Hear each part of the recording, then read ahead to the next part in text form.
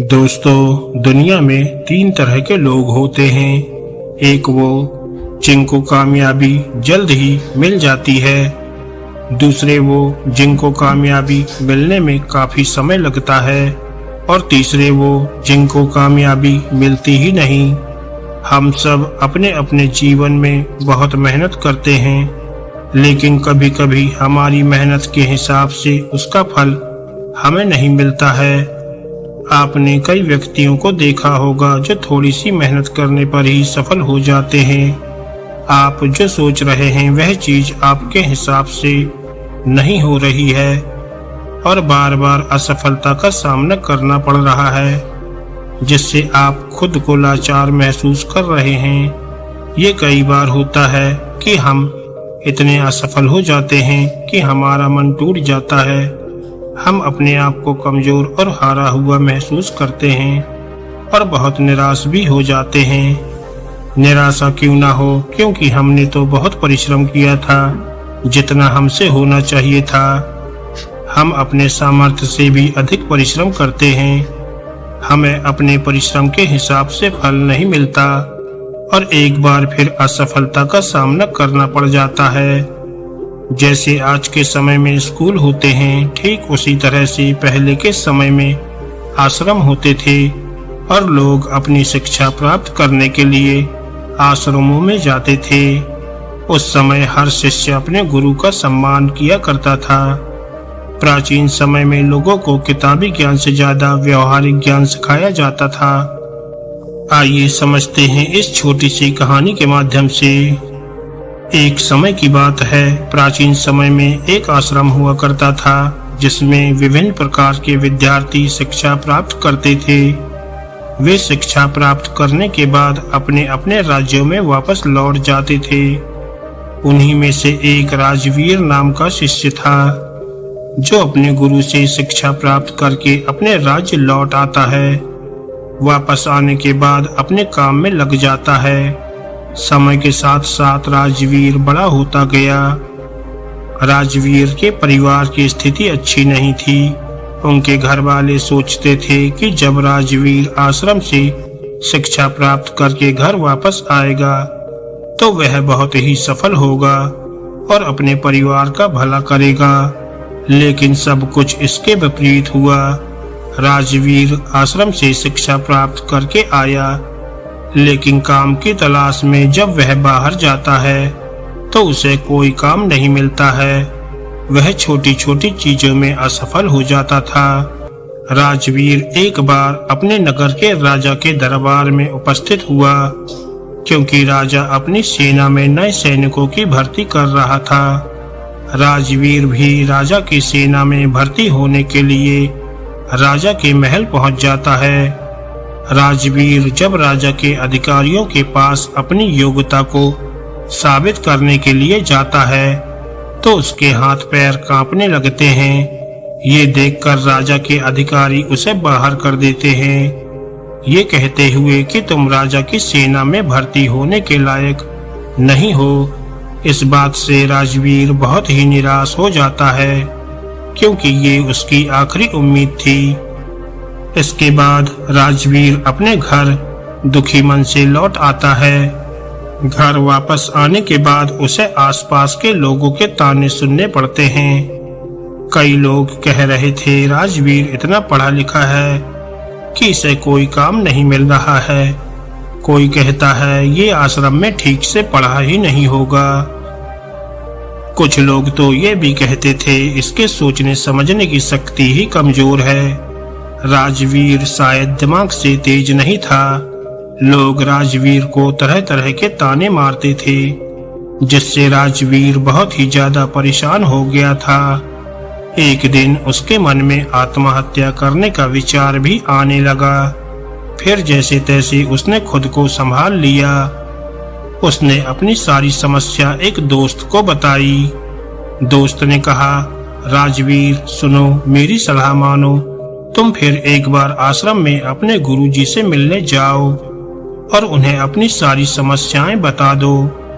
वह तुम्हारी सारी समस्याओं का समाधान जरूर कर देंगे। राजवीर पहले तो हिचकिचाता है, क्योंकि उसे आश्रम गए हुए बहुत दिन हो गए थे। वह सोचता है कि क्या गुरुजी उसे पहचान पाएंगे या नहीं। हिम्मत जुटाते हुए वह आश्रम जाने के लिए तैयार होकर निकलता है। वहां पहुंचकर उसे पुराने गुरुजी मिलते हैं जिन्होंने उसे बचपन में पढ़ाया था। अब वे बूढ़े हो चुके थे। राजवीर उन्हें अपनी सारी समस्याएं बता देता है। गुरुजी शांतिपूर्वक राजवीर की बातें सुनते हैं। राजवीर गुरुजी से कहता है, हे गुरुदेव, मैं कहीं भी जाता हूँ असफल हो जाता हूँ। मैं किसी भी परीक्षा में पास नहीं हो पाता हूँ। मैंने अपनी पढ़ाई अच्छी तरह से की है, फिर भी मैं अपने जीवन में एक असफल व्यक्ति हूँ, जिसकी वजह से मेरे दिमाग में तरह तरह के नकारात्मक विचार आ रहे हैं। तब गुरुजी कहते हैं, तुम परेशान मत हो, मैं तुम्हारी सारी समस्याओं को दूर कर दूंगा। उसके बाद गुरुजी राजवीर को एक कहानी सुनाते हैं। गुरुजी कहानी में कहते हैं, बहुत समय पहले की बात है। एक चरवाहा जंगल में भेड़ और बकरियों को चराता था। भेड़ों को चराते चराते वह जंगल में इतना दूर चला गया कि उसे एक शेर का बच्चा मिला। शेर के बच्चे ने अभी तक अपनी आंखें नहीं खोली थी। चरवाहे को शेर का छोटा बच्चा बहुत प्यारा लगता है। चरवाहा ये जानता था कि ये शेर का बच्चा है, फिर भी चरवाहा ने उसे अपने घर ले आया। शेर का बच्चा धीरे धीरे बड़ा होने लगा। भेड़ के बच्चों के साथ खेलता, घास खाता और भेड़ की तरह ही बोलता और अपने आप को भेड़ मानता था। अब शेर का बच्चा बड़ा हो गया था। एक दिन शेरों के झुंड ने भेड़ियों के झुंड पर हमला कर दिया। सभी भेड़ दौड़ने लगे और शेर का बच्चा भी उन भेड़ों के साथ दौड़ने लगा। शेर का बच्चा अब बड़ा हो गया था, लेकिन भेड़ों के साथ ही भाग रहा था। भेड़ों के झुंड में भागते हुए उस शेर के बच्चे को देखकर उस हमलावर शेर को बड़ा ही आश्चर्य हुआ। उसने भेड़ों के तरफ से अपना ध्यान हटाया और उस शेर के बच्चे को ही पकड़ लिया और उसे समझाने लगा कि तू क्यों डरता है, तू तो खुद शेर है। दूसरा शेर जो भेड़ों के झुंड में भाग रहा था, उसने कहा, शेर तो जंगल का राजा होता है, उसकी दहाड़ से सभी जानवर कांपते हैं। हमलावर शेर उसे पकड़कर एक कुएं के पास ले गया और कुएं के अंदर उसका चेहरा दिखाकर कहता है, देख, तेरा चेहरा मेरे जैसा ही है और तेरे पंजे भी मेरे जैसे ही हैं। तब शेर का बच्चा जो भेड़ के साथ पला था, वह कहता है, ठीक है, मेरा चेहरा तेरे जैसा ही है, मेरे पंजे भी तेरे जैसे ही हैं, मगर तू तो बहुत शक्तिशाली है, मेरी आवाज से तो कोई नहीं डरता। तब हमलावर शेर ने कहा, तेरी आवाज से भी लोग डरेंगे, बस तू खुद को शेर समझ। जिस दिन से तू खुद को शेर समझ लेगा, उस दिन से सब तुझसे डरने लगेंगे। तुझे महसूस होगा कि तू भी एक शेर है, तेरे पास भी ताकत है और तू भी जंगल का राजा बन सकता है। जब तेरे मन में ये बात आ जाएगी, तब तू किसी से नहीं डरेगा। हमलावर शेर फिर कहता है, तू डर कर इसलिए भाग रहा था क्योंकि अब तक तू अपने आप को भेड़ समझता रहा। जब तू खुद को शेर समझने लगेगा, तेरे अंदर से ये डर भी खत्म हो जाएगा। ये डर तुम्हारे अंदर इसलिए था क्योंकि तू भेड़ों के साथ रहता था और खुद को भेड़ समझने लगा था, और बचपन से सभी ने तुझे भेड़ ही समझा है। तुझे अब तक किसी ने शेर कहकर पुकारा ही नहीं, इसलिए अब तक तू खुद को भेड़ समझता आया है। कहानी को समाप्त करते हुए गुरुजी ने कहा, राजवीर, तुम्हारे भी जीवन में यही हो रहा है। तुम्हारे पास सारी योग्यताएं हैं, फिर भी तुम खुद को भेड़ ही समझ रहे हो।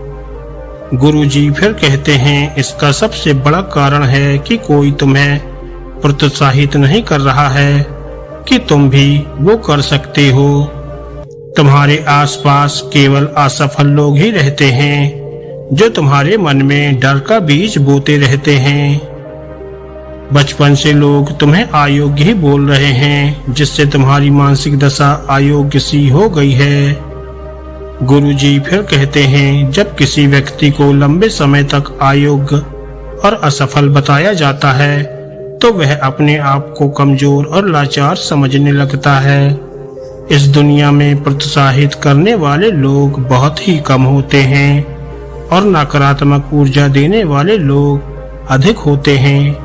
वे चाहते हैं कि तुम जीवन में सफल ना हो, क्योंकि वे तुम्हें आगे बढ़ते हुए नहीं देखना चाहते। जब कोई व्यक्ति सफल होता है तो उसके आसपास वालों को सबसे अधिक दुख होता है। सफल होने से पहले तुम्हें खुद में बदलाव लाने का प्रयास करना चाहिए। जैसे शेर की तरह समझने की कोशिश करो। जब तुम अपने आप को योग्य मानने लगोगे तो तुम्हें खुद पर भरोसा होगा और खुद ही सफल हो जाओगे। गुरु कहते हैं कि बच्चे को बचपन से ही ये शिक्षा दी जाती है कि तू कुछ नहीं कर सकता है।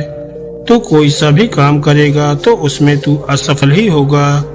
लेकिन अगर उसी बच्चे को ये सिखाया जाए कि तू शेर है, तू कर सकता है, तो ये विचार उसके दिमाग में बैठ जाएगा, जो उसे सामर्थ्य प्रदान करेगा। सफलता को प्राप्त करने के लिए जहाँ चाहा है वहाँ रहा है। हमें किसी बच्चे को कभी भी कमजोर या लाचार नहीं बोलना चाहिए।